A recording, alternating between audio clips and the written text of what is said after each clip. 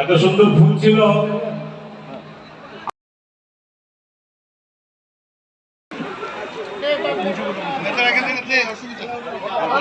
আসসালামু আলাইকুম সবাইকে। প্রাইমারি স্কুল থেকে এসে ন্যাশনাল স্কুলে ভর্তি হয়েছিলাম, খুব ভয়ে ভয়ে। আমার ভয়টা ভেঙে দিয়েছিলেন, বারবার ভয় পেতাম। কিছুক্ষণ আগে স্যারের সাথে দেখা হলো, খুব ভালো লাগছে। তো আমাদের ক্লাস ছিল দোতলায়, একটা না দুইটা রুম ছিল তখন, এখন তো অনেক লম্বা স্কুল।